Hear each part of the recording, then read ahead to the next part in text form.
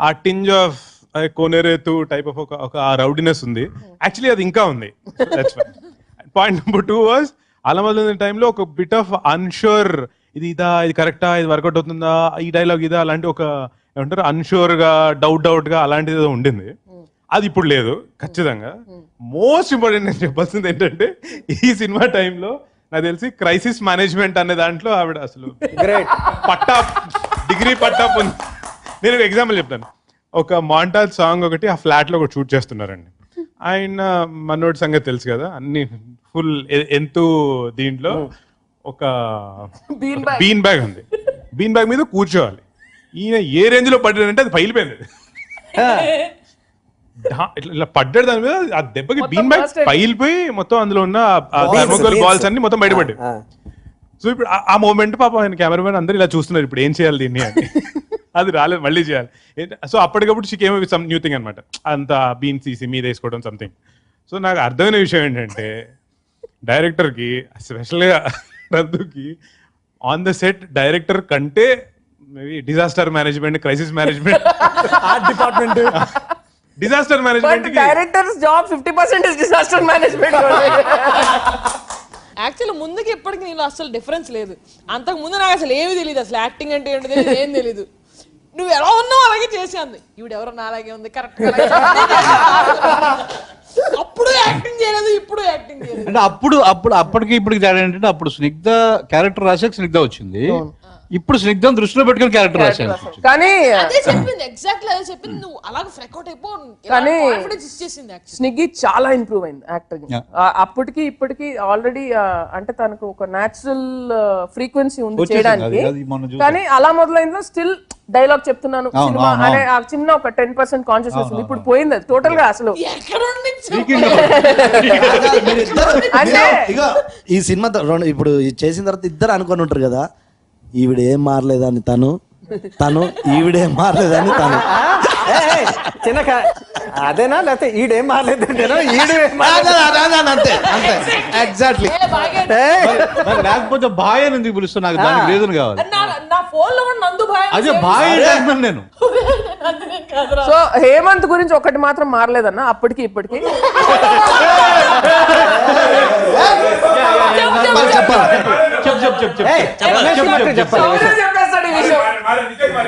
నాకు తెలుసు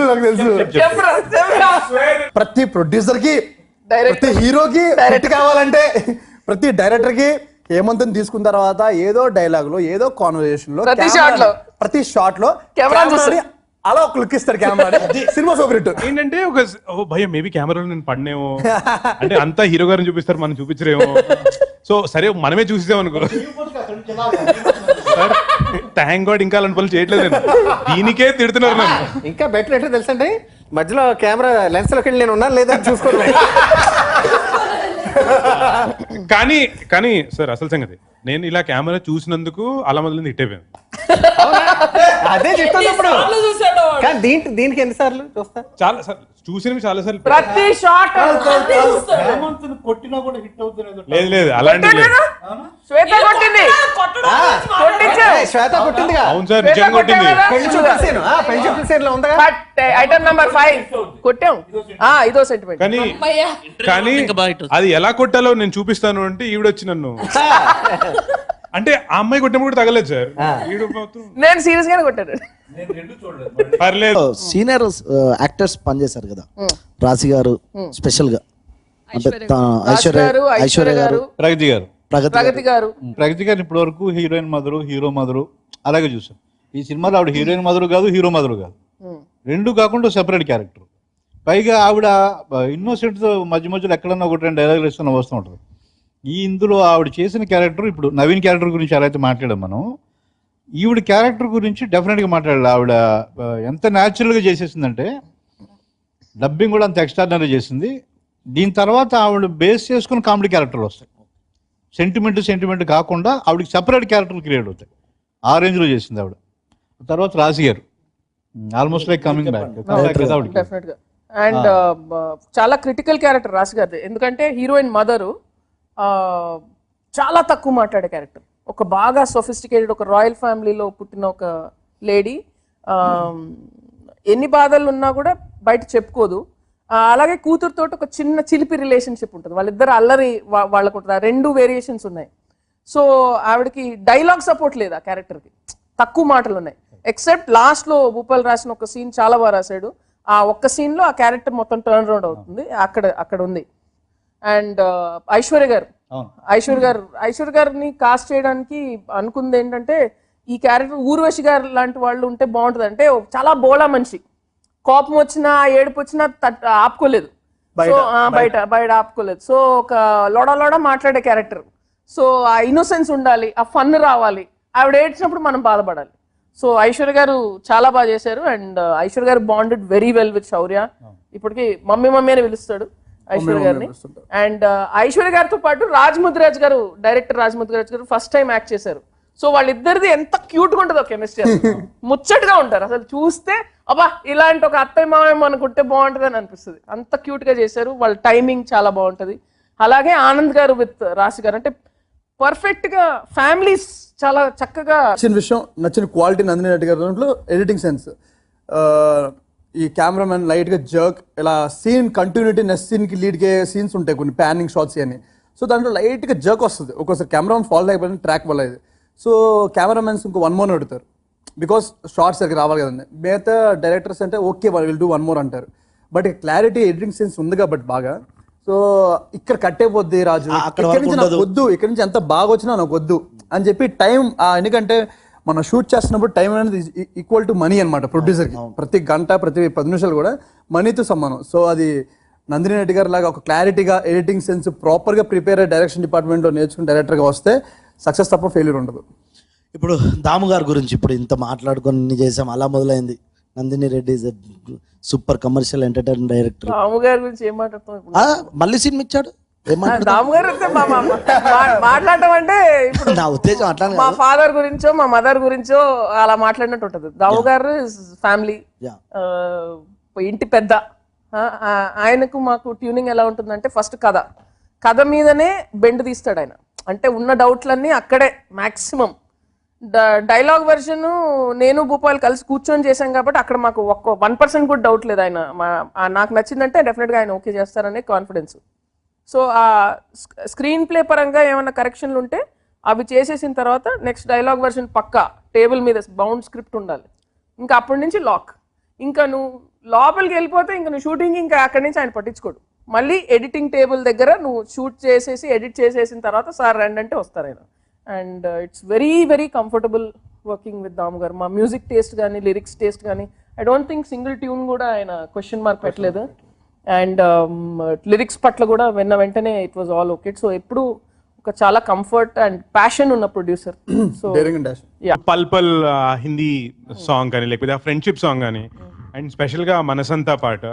నేను మనసంతా పాట లాస్ట్ లో విన్నా, అసలు అప్పుడు నేను ఆయన కళ్యాణ్ గారితో నేను మాట్లాడుతుంటే, అయ్యో పాట వినలేదా, అది బంగారం చంపేస్తుంది, అది వినండి అప్పుడు విన్నాను నేను. అండ్ స్పెషల్ గా ఆఫ్ కోర్స్ ఆ పెళ్లి పాట. నాకు అంటే మీరు నలుగురు 4 ఇంపార్టెంట్ పీపుల్ కాబట్టి మీ ఫేవరెట్ సాంగ్ అంటే something very close to your heart ఏంటి, ఆర్ ఆ పాటలకు సంబంధించి ఏమైనా మంచి మెమరీ ఏమైనా ఉందా?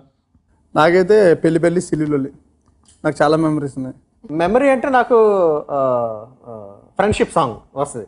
ఫ్రెండ్షిప్ సాంగ్ చేయడానికి నేను చాలా కష్టపడ్డాను హేమంత్. ఎందుకంటే ఫ్రెండ్షిప్ సాంగ్ అన్నది మీరు వింటున్నప్పుడు కూడా నేను ఫ్రెండ్షిప్ సాంగ్ అని తెలియపోయినా మెలోడీస్గానే ఉండాలి. ఫ్రెండ్స్ కొంచెం బ్యారియర్ దాటినట్టు అది రొమాంటిక్ సాంగ్ అయిపోద్ది. సో లవ్ సాంగ్లో ధ్వనించకూడదు, కేవలం ఫ్రెండ్షిప్ లాగే ఉండాలి అన్న దాంతో భయంతో చాలా కష్టపడి చేసిన ట్యూన్ అది. అది చాలా లేట్గా ఓకే అయింది ట్యూను. అండ్ ఆ పాట వింటున్నప్పుడల్లా నాకు నందినితో ఉన్న నాకు లాంగ్ స్టాండింగ్ రిలేషన్షిప్ నాకు గుర్తొస్తూ ఉంటుంది. Whenever I here that song Nandini comes in to my mind. Kalyan గారు ఆ చిరునవ్వులే 2 లైన్లు అంటారా? చిరునవ్వులే చిరుగాలులై వీయగా బాగుందిలే ఈ హాయి మెల్లమెల్లగా. ఐ థింక్ ఈ లైన్ నాకు భూపాల్ రాసిన అన్నిటి లైన్స్ కంటే పెళ్లిపాటలో పేగుబంధాలు వీడిపోతున్న వేడుకే పెళ్లిగా లిటరల్ గా భూపాల్ కాలు పట్టేసుకున్నాను ఆ రోజు. అంటే అన్న చాలా గొప్ప పాట రాసేవన్నా, నేను నా రోమాలు ఇలా నిక్కపుచ్చుకుని ఆ రోజు చెప్పాను కూడా తనకు చూడు అన్నాను. అండ్ దెన్ కళ్యాణ్ పాటకి ఒక చిన్న ఇన్సిడెంట్ కూడా ఉంది. నేను ఆ లిరిక్ ఓకే చేసినప్పుడు ఒక పల్లవి నాకు నేను బాంబేలో ఉన్నప్పుడు నాకు పంపుతూ ఉండేవారు వాట్సాప్ లో. నేను ఒక పల్లవి చెక్ చేసినప్పుడు చరణం చెక్ చేసినప్పుడు నా పక్కన అన్నయ్య ఉన్నాడు, మేము రూమ్ లో ఉన్నాం ఆ రోజు. ఏంట్రది ఏం చేస్తున్నావు అంటే అదే నందిని పాట పెద్దన కళ్యాణ్ పాట ఒకటి భూపాల్ గారు రాసి ఏది నాకు చూపెట్టని చాలా బాగా రాసాడు రా, అది ఇలా అన్నాడండి పెద్దన అని చెప్పి వెంటనే ఆయనతో సంతోషం కోసం అన్నయ్యకి ఫోన్ కల్పించి మాట్లాడిచ్చాను నేను భూపాల్ గారితో. చాలా బాగా అప్రిషియేట్ చేసేటండి అన్నయ్య. వెంటనే పాట అంతా రాసిన తర్వాత హేమంత్ నేను భూపాల్ గారిని పక్కకి తీసుకెళ్ళి అన్నాను, నేను ఈ పాట నేను యాక్చువల్గా కంపోజింగ్ అయిపోయి ఉంటే వేటూరు గారు బతుకుంటే నేను గ్యారెంటీగా ఆయనతో రాయిద్దానండి, కానీ వేటూరు గారు లేని లోటుని మటుకు ఈ పాట ద్వారా నాకు తీర్చారు అని చెప్పి చాలా థ్యాంక్స్ చెప్పారు. భూపాల్ గారిని ఒక ఫైనల్ క్వశ్చన్ అడగాలంటే మనస్ఫూర్తిగా చెప్పాలండి, బయటికి చెప్పాలని కోరుకుంటున్నాను. ఇక ఇంతమందిలో చెప్పినా నేనేమనుకోను. ప్రతి పాట అంటే మీ స్థానంలో నేను ఉంటే కనుక గ్యారెంటీగా సినిమా మానేద్దాను, అంత టార్చర్ పెట్టానండి నిజంగా చెప్తున్నాను. ప్రతి పాట 30 రోజులు మినిమం 30 days నేను కూర్చున్నాను గ్యారెంటీ, ఎగ్జాజరేషన్ లేకుండా. 30 రోజులు ఎన్ని వెర్షన్స్ రాసినా సరే పేషెంట్స్ తోటి నా మీద ఎన్ని తిట్టుకున్నాడో నాకు తెలియదు, కానీ లోపల బండబుతులు తిట్టుకునే ఉంటారు గ్యారెంటీగా. మనిషి అన్నవాడు తిట్టుకుంటాడు, మళ్ళీ వెళ్ళిపోవడం, మళ్ళీ ఫైనల్గా ఒప్పించాడు. ఈ 6 పాటల జర్నీలో మీరు తిట్టుకున్న తిట్టుల్లో ఒక తిట్టు నాకు బయట చెప్పాలి ఇప్పుడు. లేదు ఎవరు అడిగితే తిట్టుకోకుండా శివ రోజు వెళ్ళి టీ పెట్టి ఇవాళ అయిపోతులే పాట. ఒకే ఒక తిట్టు, దుర్మార్గుడు. దుర్మార్గుడా? దుర్మార్గుడే, పచ్చి బుద్ధులు చెప్తారా అండి మీరు? భలే ఉన్నారు రమేష్, మనకి ఒక క్యారెక్టర్ బ్యాలెన్స్ ఉంది. అదా ఇప్పుడు చెప్పు. సో ఇంకా కన్క్లూజన్ చెప్పరా దానికి. ఎట్లా క్లైమాక్స్ ప్రతి క్లైమాక్స్ లో వీడే కాబట్టి. ఇంటర్వ్యూ అన్నారు, సినిమా మొత్తం చెప్పారు. సరే ఓకే అంటే ఓకే, ఫుల్ హ్యాపీ నిజంగా అందరితో ఇలాంటి ఇంటర్వ్యూ చేయడం చాలా ఆనందంగా గర్వంగా. అంటే నాకు మదర్ తర్వాత ఇండస్ట్రీకి వచ్చిన తర్వాత నాకంటూ ఒక సినిమా అలా మొదలైంది. ఇప్పటికీ అలాంటి సినిమా చేయట్లేదు ఏంటంటారు, నేను ఆమెకు చెప్తున్నా. సరే ఓకే, అదే అదే అదే క్లైమాక్స్ ఇది. Okay, thank you, full happy. ఈ సినిమా కూడా అలా ఫుల్ పెద్ద కమర్షియల్ హిట్ అయింది అని ఖచ్చితంగా ఇలా కూడా చెప్తున్నా. Thank you. కళ్యాణ వైభోగమే అంటే అందరూ ఒక వర్డ్ లో నవీన్ స్టార్ట్ చేయి. ఫ్యామిలీతో హ్యాపీగా చూడొచ్చు. Kalyana Vaibhogame super hit. Celebration of relationships, సంగీతం, సాహిత్యం, దర్శకత్వం. కళ్యాణ వైభోగమే ఇది మన ఫ్యామిలీ సినిమా. కళ్యాణ వైభోగమే డెస్టినీ. ఎక్కడికెక్కడికో వెళ్ళి కథ చివరిగా దాము గారి దగ్గరికి, శౌర్య దగ్గరికి, భూపాల్ దగ్గరికి, కళ్యాణ్ దగ్గరికి వచ్చింది. మళ్ళీ కళ్యాణ వైభోగమే పెళ్ళంటే ఇష్టపడతారు. ఓకే, March 4th రిలీజ్ అవుతుంది. సో వెళ్ళి సపరివార సమేతంగా చూడండి.